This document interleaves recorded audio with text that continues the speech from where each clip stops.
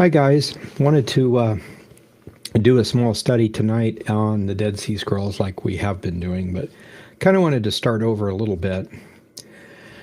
And I was talking with some different people this week, and it got me interested in several things. The Dead Sea Scrolls in general, I wanted to look at Cave One, but let me tell you why. First off, there's been, I think it's 53 caves that were looked at. The vast majority didn't have anything in them, maybe a piece of pottery shard or something, but nothing with writing on it. So out of the 53 or so, there's been 12 where they've found paper, parchment, pottery, things like that. And so out of these 12, we want to look at whatever is written. About 30 to 40% of it is copies of scripture, and they're pretty much word perfect. We're going to look at a little bit of that today from Cave One. Another good 30% of it might be, well, there's the copies of scripture is one. Then there's some commentaries, there's some documents, history, community rule, what they did, why they did. That's the part that really interests us, I think. But then in addition to that, there's also extra biblical works, and then other things that we want to look at. And a vast majority of them, maybe 20 to 30%, are so fragmented we really don't know what they are. And so that's another thing to kind of set aside. So I think if we compartmentalize it this way, we can look at it a little easier. So let me show you what I've been working on. And basically, my original thought when I started doing this a couple years ago was that if we set aside the Bible passages, that's a good 30% of the whole thing, so we can focus in on the rest of it. Well, in doing that and looking at the history and their theology, they interpret the Old Testament by the writings of the patriarchs, which is almost like a pre-canon, a pre-Old Testament canon, so to speak. So with that in mind, we stopped and pulled together everything that I thought was Testaments of the Patriarchs. And that is from Adam to Aaron. Those people wrote last will and testaments to their kids. And sometimes they talk about prophecy. So really interesting to look at. So setting that aside, we noticed everything was very focused on the calendar, doing things right, etc. So we wanted to stop and get the calendar all figured out. And that took us a while. So now we've got that. There's literally 400 fragments in just one set that all go with the calendar. So we've written, or we've translated the Dead Sea Scroll Calendar, a book on that, the Testaments of the Patriarchs, one book on all the ones that still exist, as far as we know. And then Enoch, Jubilees, a few other things, and those are quoted quite a bit. And so what we're going to do is try to look at that a little bit better. So tonight, let me show you a couple things. If you go to our website, so here's our website for tonight, and hopefully I am broadcasting. Let me refresh this just to make sure we are. Okay, there I am. Okay, anyway, so here's our website. So if we go down here under PDFs and charts, there's 3 Google Sheets, which is kind of like an Excel spreadsheet. One of them is on the canon. We've looked at that before, this one here. And the canon one is what different churches have in their canon throughout all of the Orthodox, Catholic, and Protestant type churches. So in other words, the whole idea, we all have the 66 books, but some people add other things, and we would be interested in what those books are, if they're worth reading, that kind of thing. And then we've had this timeline chart before, and that's putting together the years, the births, the deaths, the marriages, the major events from ancient history together, from the scriptures and other Jewish works. So those two. But I just recently made this one here. This is a Dead Sea Scroll Master List. So if you click on that, you'll be able to look at it as I change it and as we go through it. I'm using that as a kind of a guide or a map for me to look at things. You can also download it and save it as a Excel spreadsheet or some other kind of spreadsheet. So let's look at that. And what it is, looks like it's pretty good here. Here's a master list that we're going to be working on. And then here is a list of caves 1 through 11, except cave 4. And we'll kind of look at that stuff later. And then here's cave 4. And then important documents that we're going to be working on or translating or that kind of thing. And the reason we break this up is because there's about 1,000 manuscripts. And out of the 1,000 manuscripts, cave 4 has close to 600 of them. So over half of the scrolls are in cave 4. So if we can set that aside for a little while, it'll take us less time to go through all of the other caves and look at all the other things before we actually get into cave 4. We may not do it that way because of some other things. So let me show you here the way this works. And let me go back to, here we go, our master list. So what we've done is, first off, they found these 4 scrolls, and we'll look at these here just to tell you about them. This first one is called 1Q Isaiah, ISA-A. That you've probably heard of as the Great Isaiah Scroll. It's almost a perfectly complete copy of Isaiah. And so that's really cool. And then there is this, it's 1QHA. It's from Hayadot, which is a Hebrew word meaning thanksgiving. So it's a Thanksgiving psalm or writing. And then we have 1QP HAB for Habakkuk. A P means a pesher. So in Cave 1 of Qumran, there was a commentary on the book of Habakkuk. That is extremely important for us as Christians to look at. It has some amazing information in it. And then 1QS, which is, I think, what everybody tries to focus on, but they don't read it really carefully. But that's, again, Cave 1 of Qumran, but it's the Sakik, or the community rule, as it's called. So the people there at Qumran had their community rule. It's not just what it takes to be in a scene, but it's why they left, what happened about the war, about the persecution, the Holy Spirit telling them to go and go to Qumran, about the order and the prophecies and why they did what they did. And that's what's really, really important. Most people just focus in on that and say, okay, to be in a scene, you've got to do this kind of baptism and not this kind, and you got to do this and don't do that. That's in there too, but that's the least important parts. So anyway, these 4 scrolls are the big ones. And then from there, not necessarily any smaller, but they started numbering them. So these 4, to my knowledge, doesn't have a number, but the rest of these will all be numbered. So we start off with 1Q1 and go down to 1Q40. And then there's some unclassified little bitty fragments, and that's 1Q41 to 70. And so those are, and we can look and see those. We'll look at a couple things in a minute. And then after that, they found 2 more, which is 70 and 71. And those are 2 pieces of the book of Daniel.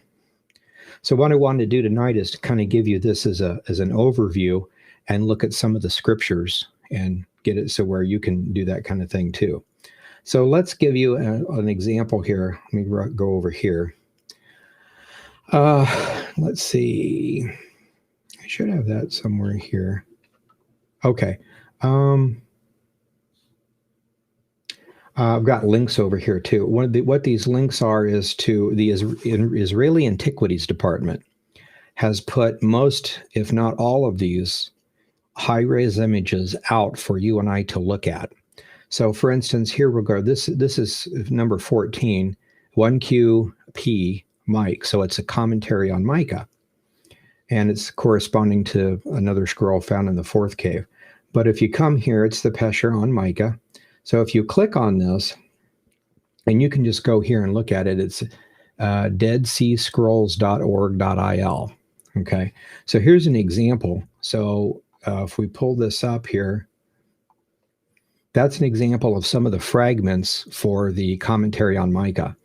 Now, if you can put these together properly, you can probably at least get the Micah parts pretty easily, and hopefully the commentary, what they're saying that means to them. And the commentary, it may not be 100% accurate, but it'd be like if you had a book from Baptists on what this prophecy means and a book from a Pentecostal or from a holiness. 90% of the time it's going to be the same about Jesus and him dying on the cross, etc. But there might be some ways of looking at something differently. So we don't want to just take it with a grain of salt, so to speak, or we do want to do that. But so far, I haven't found anything in the Dead Sea Scrolls that is strange. I haven't found one thing that's good out of the Gnostic scrolls. So, but this is a good example here. One of the interesting things about it, there's this little thing here at the top where you see my arrow, and you can blow these up. So for instance, here you can look very carefully and see this. Is that a smudge? So is that the letter S or the letter V, or, you can look for yourself and try to figure these things out. That's what's really fantastic about this, high-res images. So, okay. So if we go to, let's see here. Let's try home. I just want to show a couple of other things. And then explore. And okay, Qumran, see, there's things in Qumran, wadis, which are ancient dried up riverbeds, and then Masada and other places. So if we go to 913 scrolls is what they have, cataloged so far. But like if we go to Cave 1, here is all of these from 1 to 70, and you can see all these. So for this first one, for instance, this is Genesis. It's 1Q1 or 1Q Genesis. So if we click on it, again, there are some really big pieces, like here, for instance. And if you're debating on what that looks like, again, you can blow it up and kind of see for yourself what you think that means. I think that's wonderful. You can't hide things like that when everybody gets to look at them. Well, you can nicely forget to show people something, so anyway, but this is a really great start, and everyone's beginning to do this because there are Dead Sea Scrolls proper, which is here, and then there are other things that claim to be Dead Sea Scrolls, probably are. They're from the Middle Ages or copies of a Hebrew, that kind of thing. Like when we did the Testaments of the 12 Patriarchs, or the 12 anyway, that's in the Armenian canon, and the legend is that it came from a Hebrew scroll that someone found in the caves of Judea. Well, that's a Dead Sea Scroll. But the Hebrew doesn't exist anymore. They've had it for hundreds of years. Nobody remembers who or where or anything like that. That's really convenient. It's a little fishy because there's no evidence. So it was set aside. But then in the Dead Sea Scrolls now, we have copies, Hebrew copies of those manuscripts. So those were real. It's not necessarily canonical, not necessarily something that we would say is 100% true, but the story about them getting a copy of this from the hills of Judea way back when apparently is true, because we now have other copies of them from the hills of Judea. So we need to be skeptical of everything, but we also need to look at things carefully. So this is just an example. So we could go back and look at all of these and all these different little pieces to see, and we can do this for each one of these. So with that in mind, let me just back out of this. We'll go back to here.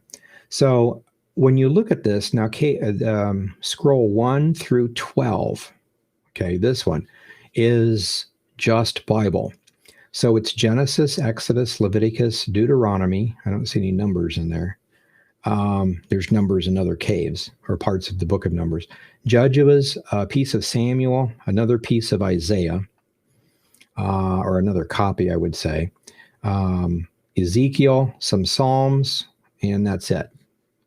And then these are other things, non-biblical texts, which we'll look at. So for instance, when we go down here, there's the Psalms, and then this one here, number 13, it's called a phylactery, and that's just a piece of Deuteronomy, like one little scripture that you write out, wind up, and you put in the teflon, the things that go, the phylacteries or the teflon that go on your head.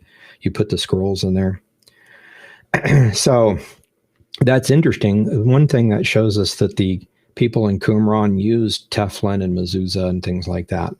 So then we've got the commentaries of Micah, Zephaniah, and Psalms, which we'll look at in depth.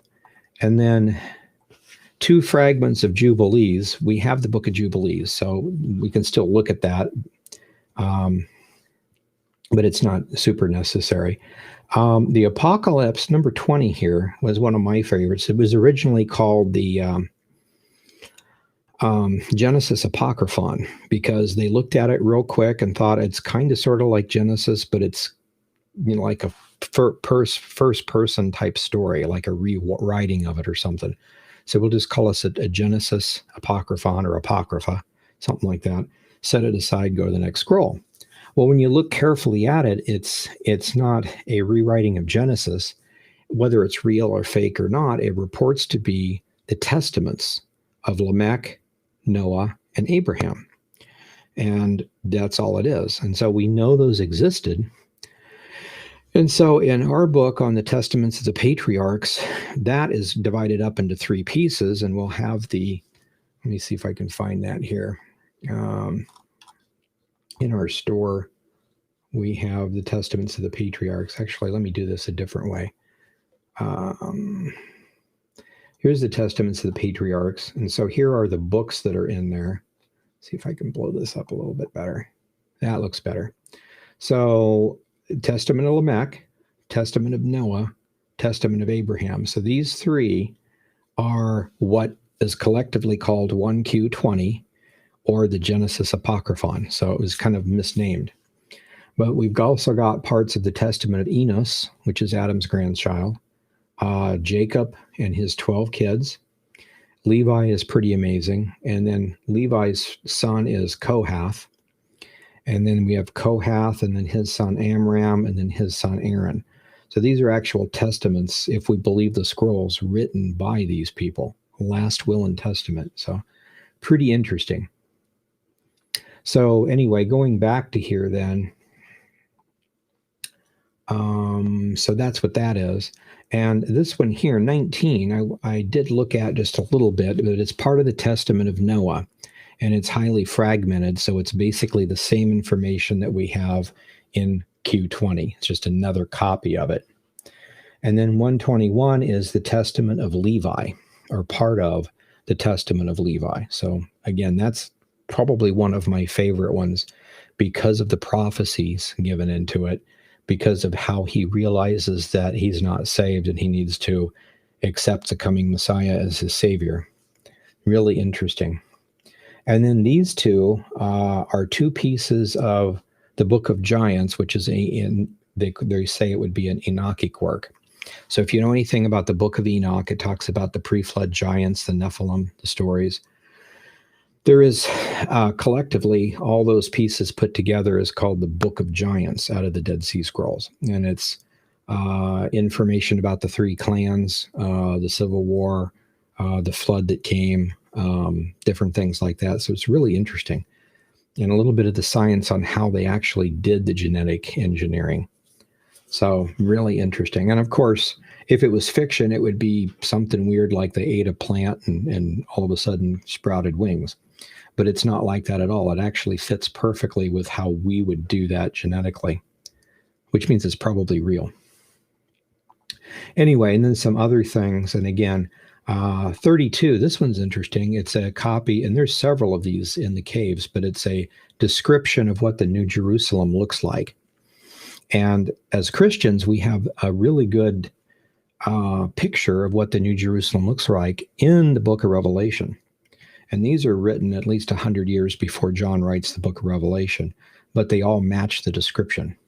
So either John read this and wrote it in, which I don't believe, because I believe the New Testament's inspired, or he actually had a dream and saw the same thing that these people saw, which means it's prophetic. So again, you don't learn anything new from the New Jerusalem text, but it's just really cool that there's copies. War Scroll is interesting. We'll look at that really heavy.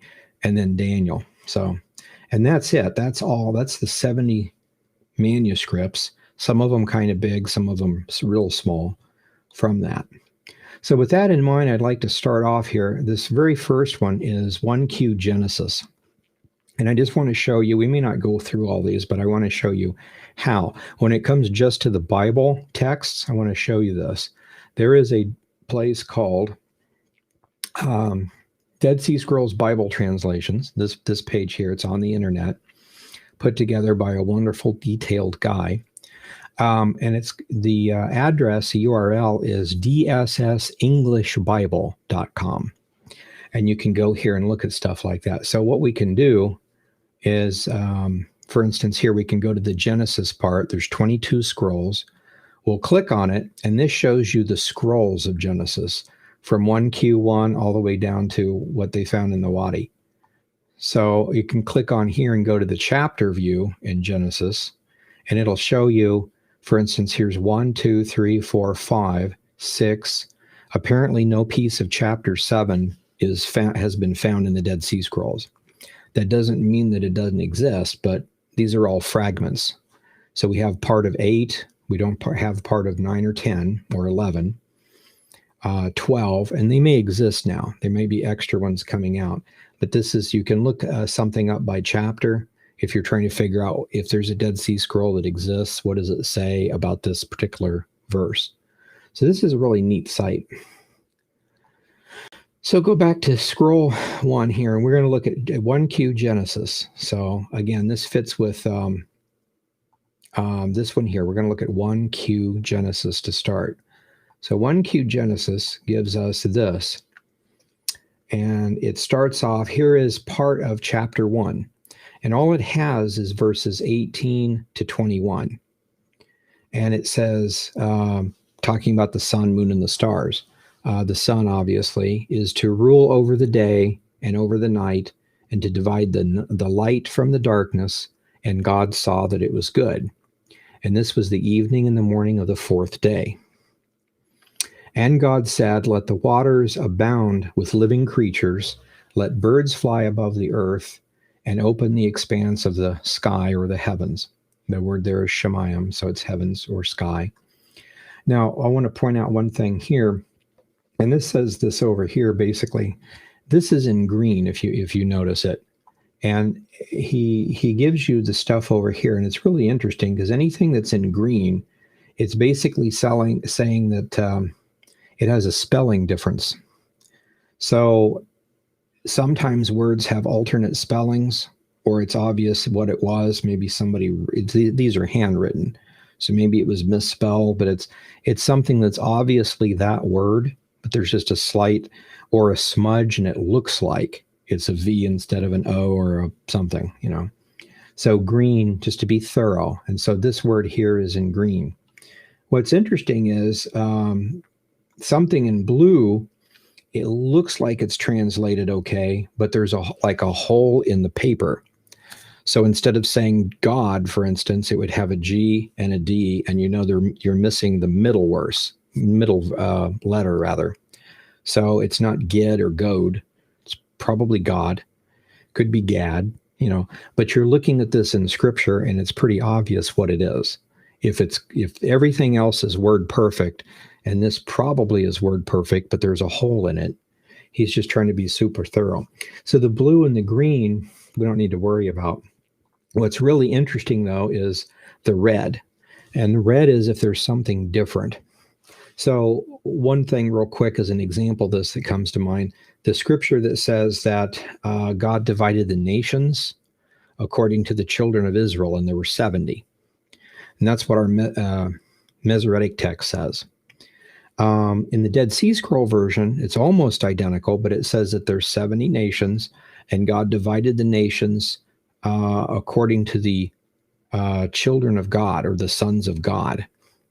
So the question is, and the Septuagint has a couple different, there's different versions of the Septuagint, but they have each one of those too. But so in other words, the question is, obviously God divided the nations. There's 70 of them, but is it the 70 of the children of Israel or the sons of God? And I don't know that it makes a whole lot of difference, but there's some people that, it is important to look at differences like that. And there's very few in here, but there would be few. So if we got to that verse, for instance, what this site would do would be to have children of Israel, which is what our Masoretic text has. They would have it in red with a strike through, a line through it. Right next to it would be a red, and the red would be children or sons of God. So you would know that this is what ours says, but this one replaces that. So it's a really neat system here. So anyway, we'll just read this a little bit. Let's see here. So God created the large sea creatures, every living creature that moves, which is waters, swam after their kind, and every winged bird after its kind, and God saw that it was good. So just verses 18 to 21 is all we have in this one of that. So again, if we went back, let's just do that real quick. Chapter and verse view, Genesis, and look at 1. We have this part that we just read from 1Q1. But in 4Q2, we also have verses 1 through, looks like it's pretty consistent, all the way through verse 28. Then there was another scroll in 4Q4, which is also Genesis, starts in verse 18 and goes down to 27. Another one of Genesis starts in verse 1 and goes through. Now, here's an example here. God called the light day, is what ours says. And the Hebrew here is daytime. So it's just a little bit different. So that's an example of the red. But going back to here, so, okay, so that's part of chapter 1. 1Q Genesis has that part of chapter 1. Doesn't have anything of chapter 2, but it does have chapter 3, just this part here. And it says exactly the same thing as what we would say. God said, which that's the word El for God. God said, "Who told you that you were naked? Have you eaten of the tree that I have commanded you not to eat from?" The man said, "The woman whom you gave to be with me, she gave me fruit from the tree and I ate it." And then he goes on and talks about that. So there's the curse of the man, the woman, and then the serpent. Okay, and so that's chapter 3, just verses 11 to 14. Then it also has verses 13 to 15 of chapter 22. And so Abraham lifted up his eyes and looked and saw behind him was a ram caught in the thicket by its horns. Abraham went and took the ram and offered him up as a burnt offering instead of his son. Abraham called the name of that place Yahweh will provide, or Jehovah will provide. And as it is said today, this is Yahweh's mountain, it will be provided. The angel called Abraham a second time out of the sky, and said something. And so again, no red. You'll notice that Abraham apparently has a slight spelling difference. Abraham, maybe it's Abram, out of that place and took. But it's obvious that's what it is. And again, if there's green, then it's the same word, but there's most likely the same word, but there's a hole there. And then there's Genesis 23 about Abraham in the cave of Machpelah. So this would be verses 17 to 19. And then it also has 2 verses of Genesis 24. As the camels had done drinking, the man took the golden ring of half a shekel weight and the 2 bracelets for her hands of 10 shekels weight of gold each. And of course, the verse 23 is not there. She said to him, "I am the daughter of Bethuel, the son of Milcah, whom she bore to Nahor." So again, this is about when Abraham's servant goes in search of a wife for Isaac, and he finds Rebekah. And so again, no change. So just to point this out then, so 1Q1, the very first numbered Dead Sea Scroll, is just Genesis chapter 1, verses 18 to 21, 3, 11 to 14, 22, 13 to 15, 23, 17 to 19, and 24, these 2 verses, 22 and 24. So you can get the idea, and you saw the fragments, how it's just this piece and this piece, and of course those go together if they're the same order as ours. And it's nice when you have really large pieces like this, 17, 18, 19, or 20 or something like that, and to see that those pieces are identical. In other words, there's no extra stories in there, and something's different, that kind of thing. So one of the things I thought was interesting is I went to, let me show you one thing I just thought was kind of cool. Let me go to 5. And this is the only piece of chapter 5 we have. Chapter 5 and chapter 10 is kind of important because it's got all the genealogies in them. But I just want to show you this, kind of getting off subject, but it's just one verse. It's 5:13, and it's from 4Q2, so fourth cave, which we won't be looking at today. But anyway, Kenan lived after he became the father of Mahalalel 840 years and became the father of other sons and daughters. So that's exactly what our Hebrew text says also. But the thing I want to point out here is after he became father to his firstborn son, he lived another 840 years. Now, the reason I bring this up is because there's a debate on the genealogies between the Masoretic text and the Septuagint. Some people would say, well, the Septuagint is the actual Hebrew and it's legitimate, and the copies of the Masoretic text, rather, is the original. Copies of the Septuagint have gotten the numbers messed up. And then recently there's been a group of people say, no, the Septuagint is correct. The Hebrews actually went back and edited theirs. That's why it's so perfect. It's been edited and looked at, careful, that kind of thing. So there's this big debate. And so before the Septuagint, before the Masoretic people came, before the Talmudic people, in the time of the Pharisees and Sadducees, would be this scroll from the Dead Sea Scrolls. And this piece and it's the only one of chapter 5. I'd love to get the others just to compare this. But the 800 agrees with the Masoretic text. The Septuagint has 700.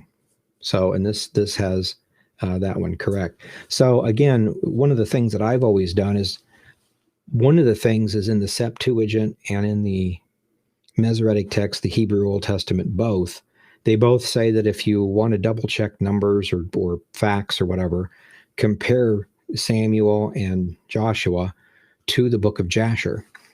And the book of Jasher only exists in Hebrew, but it has the same dating system as the Masoretic text. So it's interesting that the Septuagint and the Hebrew, the Greek and the Hebrew, both port back to Jasher, and Jasher agrees with the Hebrew and not the Greek. Now we have, that's medieval, so you could just say, well, I don't care about a medieval manuscript. We'll just toss that out. I think it's been tampered with over the centuries. That's fine. That's a possibility, I suppose. But in this case, this is something that has not been tampered with. This is pre-Christian. And the text says 800, not 700. So it's just an interesting point for a lot of those things. One of the things that happens is you get some Hebrew roots people that don't like the concept of Noahide law, and they want to say that was made up in the Middle Ages or something like that, despite the fact we have documents going back 1000 BC that talk about it. But what's interesting is they'll say, they started looking at these numbers saying that, well, the idea that Abraham was the Melchizedekian priest that blessed Abraham, if the Septuagint is right, then those numbers are elongated. There's no way that they could have ever met, because Abraham would have been born after Shem's death. So there's no way that could be true. And that kind of helps them on their theology, if that were true. So there's a vested interest in certain groups because of their doctrines to want one or the other. And we're just trying to bring out the information. So again, in other words, the Dead Sea Scrolls and the book of Jasher, the limited text we have from the scrolls, agree with our Hebrew. So let me run back here. So anyway, that's what we have from scroll 1. So let's go back here. We have a little bit of time. The next scroll is Exodus. It's 1Q2, and this is from Exodus. So again, we can go over to here and look at Exodus, and we want, I forgot what it says, 1Q2. So we don't want the numbers. We want this one, and then we want the scrolls in Exodus. 1Q2, that's the second Dead Sea Scroll from Cave 1. So we click on that, and all it has is part of Exodus 16, verses 12 to 16. And as you can say, there's a few places here where there's a spelling difference or a hole in the manuscript. But I've heard the murmurings of the children of Israel. Speak to them, saying, at the evening you shall eat meat, and in the morning you will be filled with bread, and you will know that I am the Lord your God. And in the evening the quail came. So this is the thing about the quail. So again, this is word perfect from 12, 13, 14, 15, 16.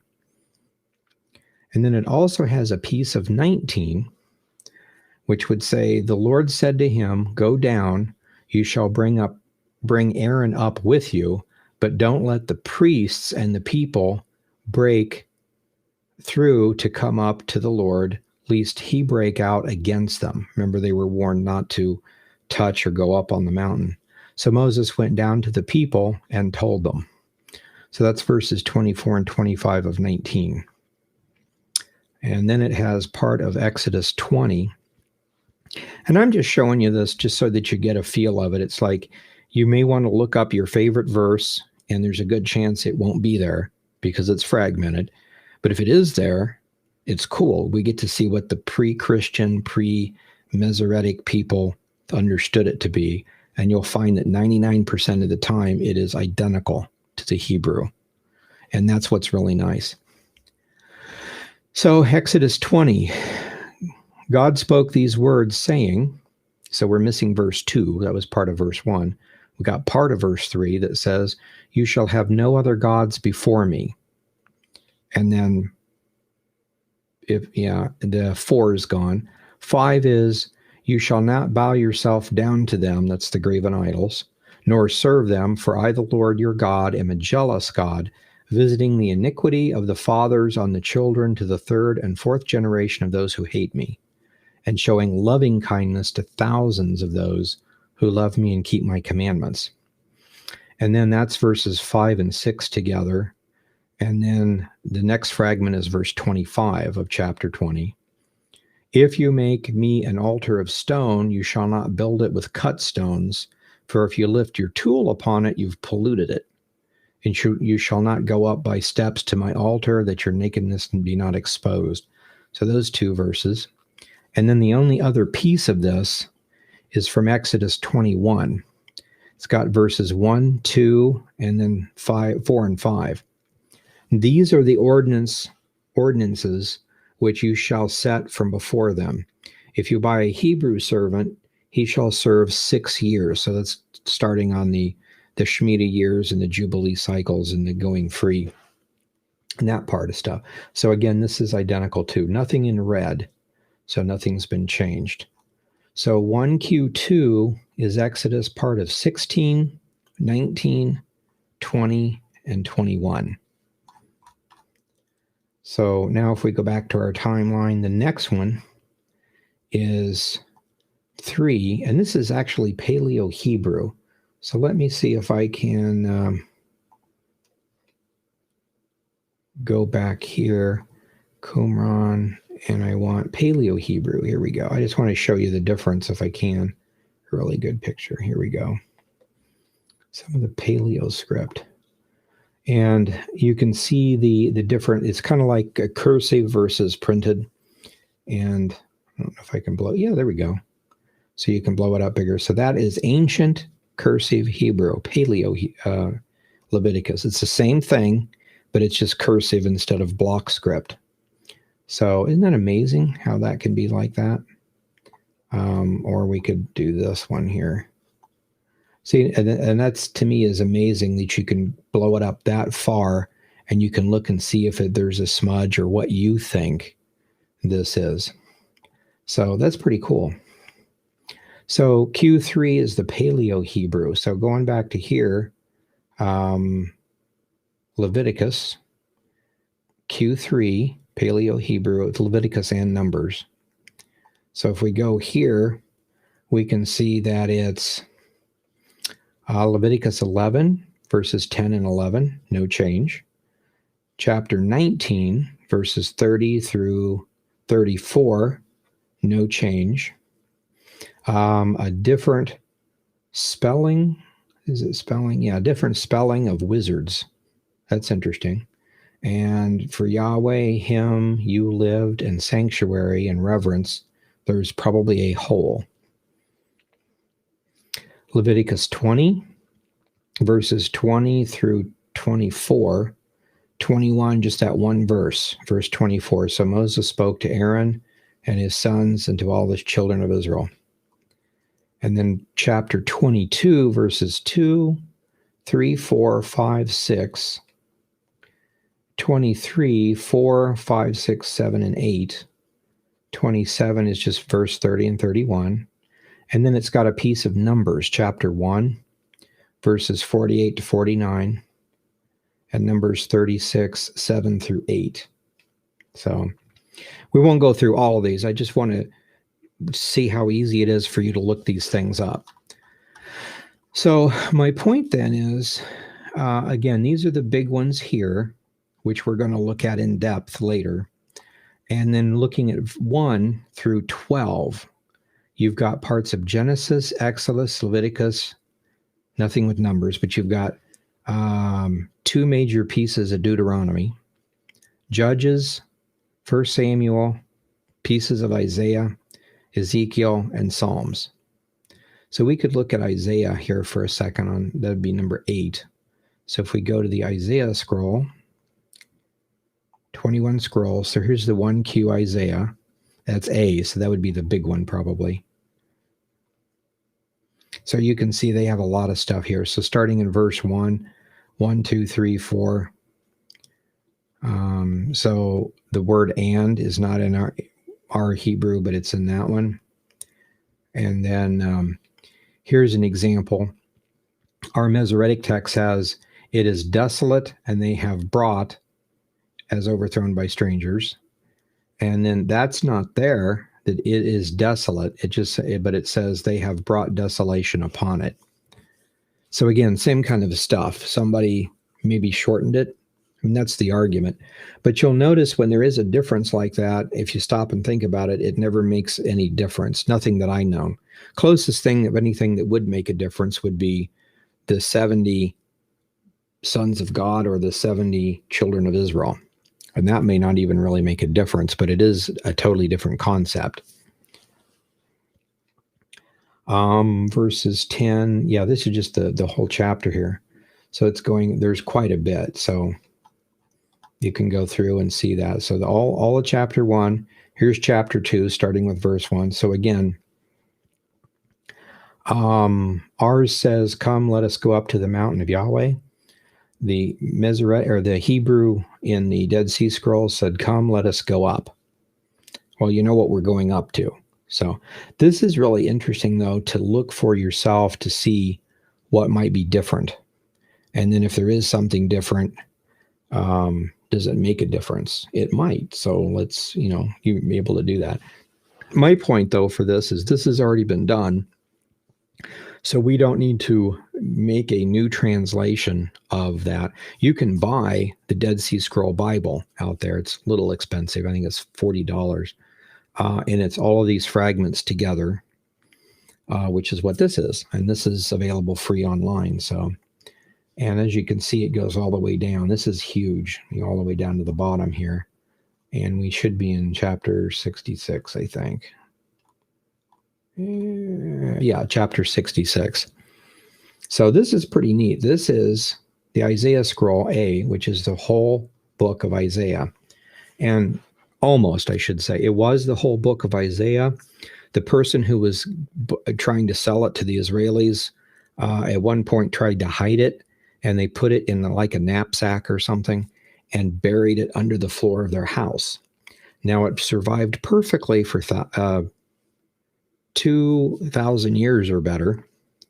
And while it was under his house for a few days, bugs got to it and ate part of one thing. So as you roll this up, you're going to have 10 verses, you're missing 11, and then maybe 12 to 23, missing 24, that kind of a thing. The bottom edge got eaten by bugs.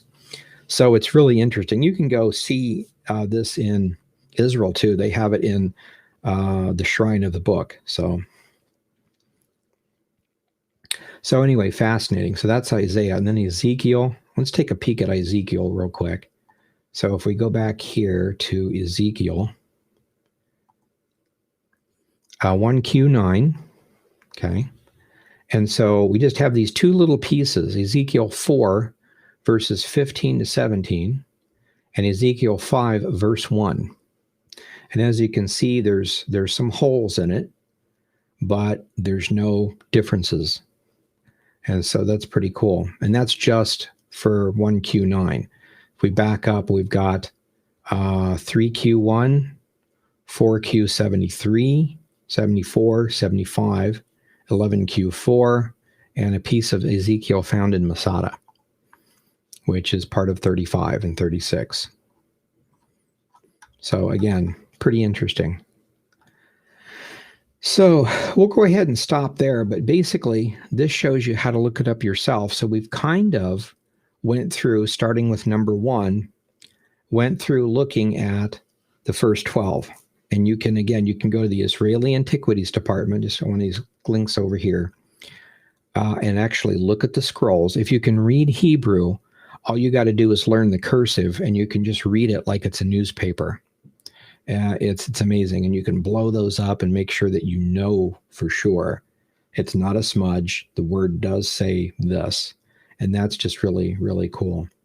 I remember when the Dead Sea Scrolls came to Kansas City, and they had several copies, but they actually had one real Dead Sea Scroll, and it was under glass, and it was filled with, I forget what kind, but it was a special kind of combination of gases to prevent it from decaying. And they could only shine light on it for a little bit at a time. So the light would come on for about 5 seconds, I think it was, and then stay off for a couple of minutes. And that's what would happen. But I remember going up to it, and it was really cool because I'm sitting there waiting for it to come on.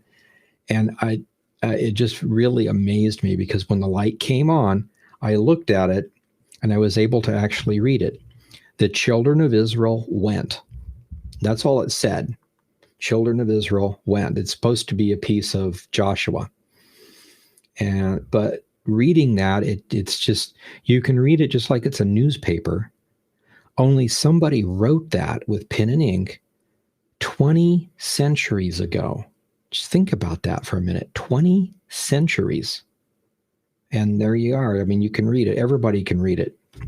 So I don't know, it's just amazing to think of something that old, and then we have a chance to look at it.